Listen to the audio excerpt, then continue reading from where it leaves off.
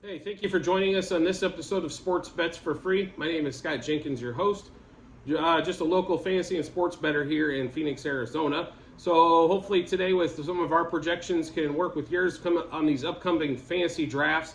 We are going to rank quarterbacks that we believe fantasy-wise for the upcoming 23-24 season. To help you out with fantasy, we're going to start today with the quarterbacks, as everybody loves the quarterbacks, right? So on that one there. So we'll start off the number one quarterback, and we're basing this off of a PPR league and 4 points for a passing touchdown, 6 points rushing, your normal standard scoring for fantasy football. If you have some oddballs, this is definitely change it up a little bit. But Mahomes obviously going to be number one. He'll throw for the most passing yards and touchdowns probably in the league this year. And if he keeps interceptions lower than he did last year, if you get dinged for picks, that's definitely going to be the number one pick overall. Number two, Jalen Hurts. The big thing for Hurts is rushing touchdowns. I know he threw for like 22 touchdowns last year, but he ran for another 10. He does get a lot of rushing yards normally per game, as they normally try to build a huge lead in the first half, and the second half kind of run the clock out, play defense. It's kind of been the way of the world for Philly unless they're behind. But we do like Jalen Hurts as the number two fantasy quarterback. Third, Josh Allen. Same type of thing here. He throws the ball. He does throw few too many interceptions, but he does get rushing yards and rushing touchdowns. They did add another weapon, Dalton Kincaid, so maybe that increases the passing touchdowns and lets him run a little bit less. I know that's what the Bills fans want. The Bills want. And for longevity in the league, I think all of us fans want. Fourth is Lamar Jackson. And I will tell you this, if Lamar he has the weapons now with Zay Flowers and Odell Beckham added to the roster, along with Mark Andrews. If he doesn't do as many design runs and he can throw for 250 yards a game roughly, instead of threading around that 200 mark, that's a few more passing touchdowns as well. I think Lamar, with his running ability and ability to scramble, could have a fantastic year. Plus, if he design runs a little bit less, maybe we stay healthy a little bit longer. Just signed a huge contract in the offseason. But we have big faith in Lamar to return to that 2019 MVP type season.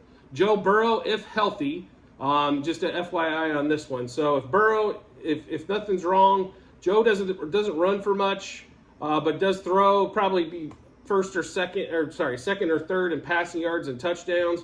But we do like Burrow quite a bit. With that passing trio he's got, especially with Higgins and Chase, two of the best outside receivers in the league, and they're all on the same team.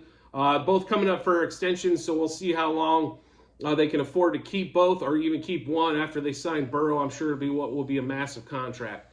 Next up, Justin Fields.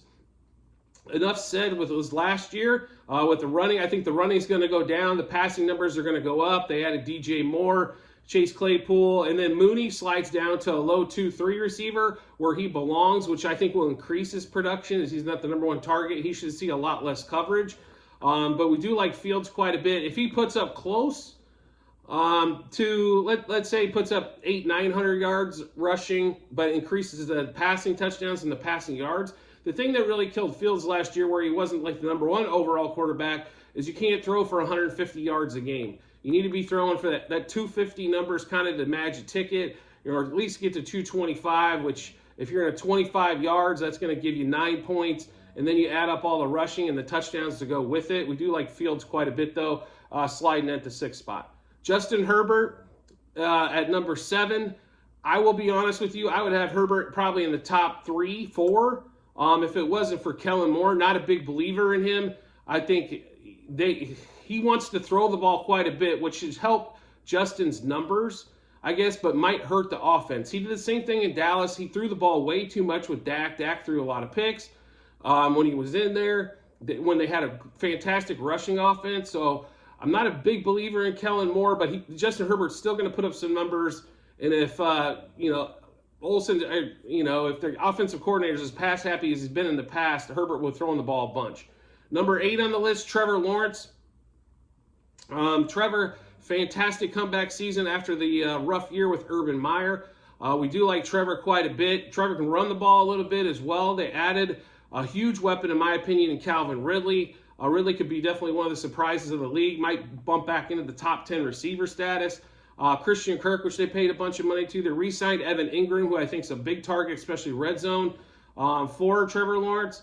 So he's got some weapons for sure down there. And then ETN out of the backfield, I think, is a big help for as well. But we like Lawrence at 8. Number 9, Tua Tagovailoa. We love Tua since college. The only problem with Tua has ever been his health. That continues to be the question. I honestly think Tua is going to have a healthy year. They need to figure out how to, the problem is a lot of 3-step drops maybe in that offense. Tua holds the ball just a shade too long, gets rocked. That could be part of it. But with the weapons he has, they really could use a little bit more in the run game. I'm surprised they haven't got Dalvin Cook, but to help Tua out a little bit more. But Tua definitely, when healthy last year, was probably a top 5-6 fantasy quarterback. But we do have him at 9 because a little bit of injury concern on that one. Number 10, Deshaun Watson. Watson hopefully knocked off the 2-year hiatus and rust with the 6 games last year. You got a few weapons. Obviously, Chubb in the backfield, Njoku at tight end, Peoples-Jones, and of course Amari Cooper are going to be should be the headliners of the weapons there. I figure they're going to spread the ball out a little bit more, let Deshaun do what Deshaun does, which is, not necessarily play action pass and 2 tight end sets and all that kind of stuff. It's more wide open with Deshaun. So we expect Deshaun to have quite a better year. Jared Goff coming in at number 11. The Lions offense looks really potent. Obviously, David Montgomery and Jahmyr Gibbs come in for the Swift and Williams show. They still have probably my favorite receiver in the NFL, Amon-Ra St. Brown. That guy just figures out ways to get open, get catches, yards. And unfortunately, they don't target him a ton in the red zone, but I think he's even a great red zone target as well. But we do like Goff. Goff put up monster yards and points at home. The struggle for Goff has been on the road. So it's going to be probably situational play for, if you're playing daily fantasy. But overall, fantasy-wise, we do like the Lions, and we do like Goff at 11. Kirk Cousins coming in at number 12.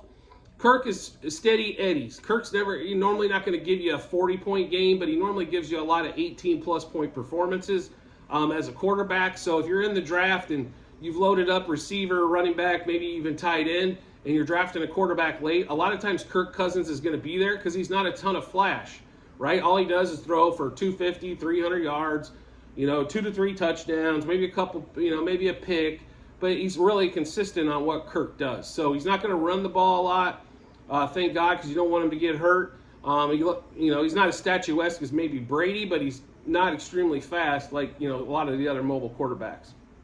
Number 13, Dak Prescott. And I'll be really honest here, I didn't even want to put Dak this high. I'm not a believer in Dak. I've never been a believer in Dak.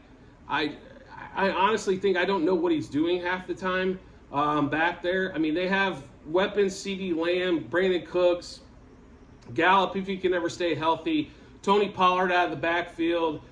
They have Deuce Vaughn even if he gets some reps. They do lose Dalton Schultz. They bring in a rookie tight end. We'll kind of see how that goes. He's had the best offensive line forever. He's had some of the best receiving cores ever when Cooper was there as well, and somehow still can't figure out how to do anything with them. He's very inconsistent. At home, he puts up monster numbers. He's kind of like Goff, and then on the road, you're lucky if you get a touchdown and 225 yards out of Dak. But not a big believer, but unfortunately, the rest of the list gets pretty thin, so we'll put him towards the top of the rest of the list. 14, Daniel Jones. 15 touchdowns last year. Is that supposed to be good, averaging less than 1 per game? I don't know. But he does put up rushing yards and does get rushing touchdowns. So that's why he does move up the board compared to some of the rest. But Daniel Jones, if he goes to 20 passing touchdowns and maybe runs for the same, he'd probably be pretty worthy of this stat here. But that's where we have Daniel Jones at 14. 15, Matt Stafford. He would be higher if it wasn't for injury and the fact that he's got Cooper Kupp and Higbee and not a lot else to throw to on that Rams wide receiving core. So we do like Stafford. The big issue with him is going to be injury. Can he stay healthy, especially with the offensive line? I honestly think Cooper Kupp 3-yard slant passes all day should be a thing they should consider, and let Cooper does what he does, and break open and get down the field a little bit. But you got to get rid of that ball quickly, especially for Stafford in the Rams. The next one's 16, Aaron Rodgers. Rodgers doesn't run the ball. Rodgers in this offense with Hackett, they don't they don't throw it a ton. He's not going to throw for 350 and 4 touchdowns like he used to beforehand. So, therefore, I mean, I know there's a lot of excitement in New York, and there should be. I think that definitely big improvement on the quarterback side to help that offense go. Breece Hall, going to be question mark at the start of the year. Garrett Wilson's already dealing with an injury in preseason. They did lose Elijah Moore, who was in the doghouse there anyway, so that might not have been a big stick. But Allen Lazard is a good number 2. I wouldn't call him a great 2. Randall Cobb hasn't done anything in years, so I don't really understand why they brought that over except to appease him. Tyler Conklin, they're not huge at tight end as well. So the offense I still think is going to have some struggles. I think Garrett Wilson's a stud. He could be the next Davante Adams, but we will see what happens there with Rodgers, but we did have him at 16. At 17, Russell Wilson, and Russell Wilson can't be as bad as last year and not quite as good as he's been in years previously. So he does have 2 good receivers in Sutton and Judy. Good run, if Javonte Williams is back, good in Dulcich at tight end. So they do have some weapons to throw the ball to. So we'll see what Russell does. If they leave it a little bit more wide open, I think, get rid of that Hackett offense where it's like extreme West Coast, and maybe we have a little bit more play-by-play. Sean Payton should help in that respect as well, kind of coaching along with Russell Wilson to help him out. But Russell comes in at 17. Right behind him, Geno Smith at 18 can run the ball a little bit. Few too many picks. Maybe a little bit long holding the ball. He's got 3 outstanding receivers, in my opinion. DK Metcalf, and Njigba that they picked up in the draft, who I thought could have went top 10 if it wasn't for injuries last year. He was the most dominant of that trio of Garrett Wilson, Olave, and Njigba. And then also they got Tyler Lockett, Tyler Lockett is. He's going to get you 1,000 yards. He's going to get some big catches. You can throw the ball to him consistently and think he'd just be fine. 19, Derek Carr. And I didn't kind of want to put him this high, but, when you see, with what's left in the top 25 quarterbacks, he's probably the best of the rest. If Thomas comes back, which I don't see happening, like him ever getting back to 75, 80 catches, let alone 140 plus, on that end there. The tight end situation, Juwan Johnson's okay. Olave's the main weapon there. Olave's a great receiver, but I just don't see what they're going to do. Kamara was the big threat. Now he's suspended for 3 games. He got lucky that it was only 3. But Carr coming in at 19 for us. At 20, Kenny Pickett. If Pickett can show a lot of improvement here, Pickett would run up this list. He has weapons. Deontay Johnson, George Pickens, Najee Harris, Freiermuth. All those guys can catch the ball and can move. And Pickens being the, big, over the top, maybe over the top or throw the ball up guy. Deontay Johnson runs unders and drags just as well as anybody in the league. And Najee's great out of the backfield. And Freiermuth's proven he can catch the ball in traffic, especially on those critical third downs. So Pickett at number 20. 21, rookie Bryce Young. Would have been probably even a little bit higher on this list if it wasn't for who's he throwing the ball to. Terrence Marshall, Adam Thielen, Chuba Hubbard. I think that the problem the Panthers have a really good defense, and then offensively, getting rid of DJ Moore. I understand the move, I do, but Bryce, who you're going to throw the ball to? But I think they're going to start off with something. Bryce will learn this a little bit here, but that's why he comes in at 21. At 22, Anthony Richardson, and this is all about running because the dude couldn't fall out. He couldn't hit the water if he fell out of a boat. One of the most inaccurate guys I might have ever seen on the college side. Horrible footwork, but the dude is such an athlete that I think fantasy-wise he can definitely score you some points and score some touchdowns running the ball. It could look a lot like Justin Fields last year if he gets a chance to start over Gardner Minshew. I hope they sit the kid for a while. And let Minshew play and let Richardson learn, but we shall see what happens there. 23rd, C.J. Stroud, and this is because he would have been ahead of probably the other guys if he had any weapons at all. I mean, Nico Hollins, I like Nico. I like Dameon Pierce out of the backfield. What else are we going to do, right? So that's the only problem for C.J. that I see is just lack of weapons. That's probably going to come year 2, year 3 for him. Where he can get some weapons. If he proves that he's going to be worthy of that, then they'll start to load up on him and give him some weapons to throw the ball to. 24, Ryan Tannehill. Tannehill's picking up DeAndre Hopkins, I think, is a big deal for him. Derrick Henry, they don't throw the ball an absolute ton, but if Tannehill can just cut down the interceptions, actually Tannehill would probably be way up this list. The problem is he'll throw, 2 touchdowns and 2 picks, and those picks add up. That takes off a lot of leagues. Going to take off 4 points, makes that 2 touchdowns worth 1. And you only throw the ball for 200 yards. You're looking at 12 points. Well, when you're talking quarterbacks, some of the highest scoring position in the league definitely need more than 12 points out of that position.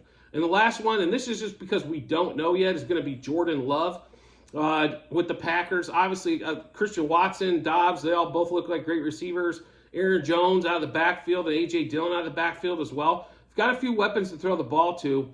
The question is what's Jordan going to be able to do? I don't have huge expectations this year. I think give him a year under his belt, he could move up this fantasy chart quite a bit. But the current year, if you're looking for a backup quarterback or your quarterback's on a bye and you got to pick somebody up, I think Jordan Love might fit into that bill for you. So that's the top 25 quarterbacks that we have for fantasy football 23-24 season. And then we'll be coming out here shortly with the next set, which will be the tight ends. We'll do kickers, we'll do defense and special teams, we'll do receivers and running backs as well. The running backs and receivers will be a little bit deeper, obviously, if they have more positions on your fantasy team. But the quarterbacks, all the flash. So make sure you subscribe to the channel as well on the YouTube channel so you can get all of our information first.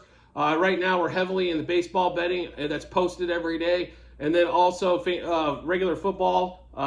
We have a few preseason games, but regular football will be starting up here in probably right around a month. So make sure you check all of that out as well. So there'll be a lot of betting action as well, a lot of fantasy action so you can follow along. And I look forward to seeing you on the next episode.